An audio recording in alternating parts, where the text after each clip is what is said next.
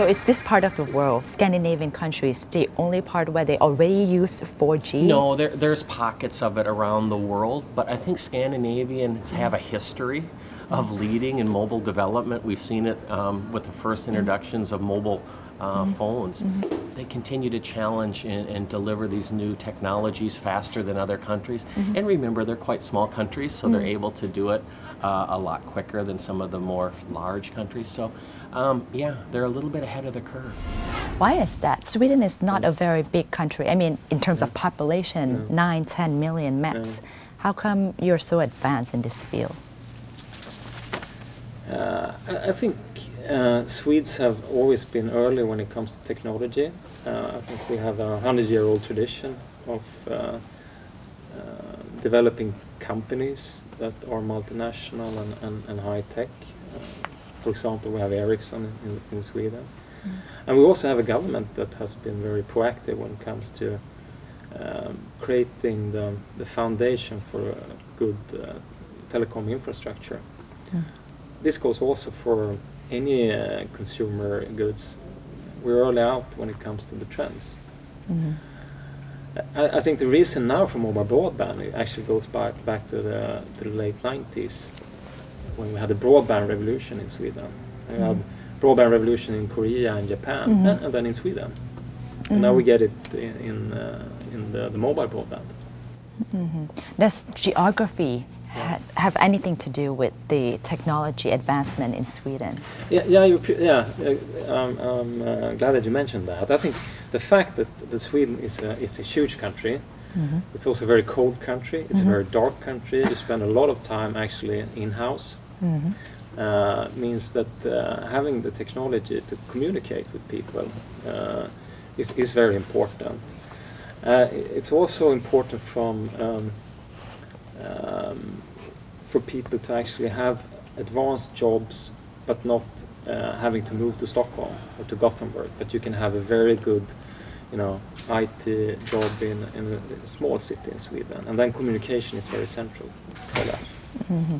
How has consumer demand changed over the couple of years for Sweden? Yeah, I think we've seen an explosive demand over the past 5 years, but particularly the past 18 months with the smartphone trend.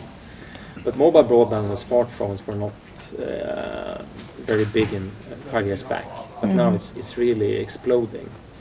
And the use of this is just fantastic. It's actually very good to be an operator when it comes to this, but it's also very challenging because we need to keep up and build out our infrastructure in a very fast way now.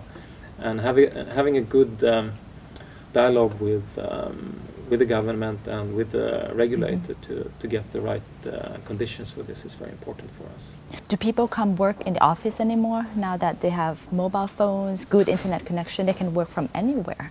Yeah, exactly. And I think what we see in Sweden now is work is actually not the place you go to, it's the thing that you do. And I also here I think Sweden is quite advanced and progressive, having companies that allow that. Of course, there are certain type of work where you need to be in your office, of course, or in the factory. But there are also a lot of industries where you can actually work one day from home. You can pick up your kids in the afternoon. You can go home, you work later on in the evening. So it's really, we're going into a modern society. And sometimes people say that the industrial period of Sweden was very short, almost a parenthesis. We're going back to the way Sweden looked 150 years ago, where you didn't make a difference between work life and your family life. It's much more integrated.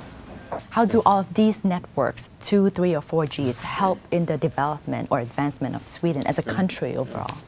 Critical, due to the demographics, due to the size of the country. We cannot reach everyone with a fixed infrastructure, so mobile is very important. And with the target that the Swedish government has, that 90% of all inhabitants in Sweden, or 90% of the population, should have more than 100 meg. 4G is critical to achieve that goal. How much does government policy or direction have a play in the private sector joining hands or laying out all the infrastructure? they're laying out the preconditions for the infrastructure and our availability to, or our opportunities to invest. Allocating, for example, spectrum is very important, and having a good process for that. Make it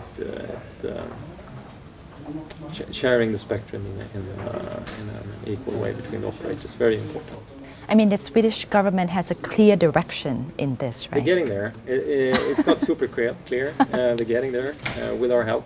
We're spending a lot of time with the government to explain what is the actual benefits with a strong telecom infrastructure in Sweden.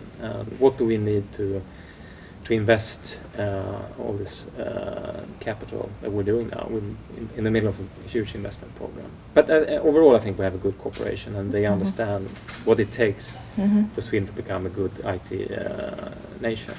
So what are the benefits of Sweden becoming a high-tech IT nation?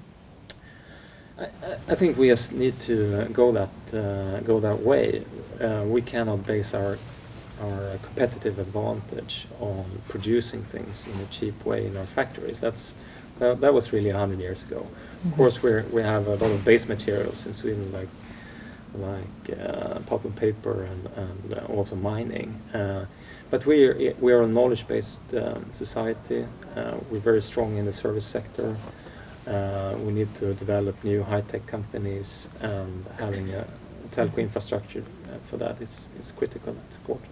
We're a small country, 9 million inhabitants, and we're competing on a global market. On a global scale, which countries are the main countries with these advancements in 4G or 5G, 6Gs in the future? Sweden, and who else? No, I think the Nordic countries. Finland has always been very early out when it comes to mobility. So I think Finland, Norway, and Denmark definitely is going to be early out, even though Sweden is now has been the earliest out. Korea, Japan? Yeah, I think Korea and Japan, of course, will be very strong. What I've seen now, I was actually in Malaysia last week, also very advanced.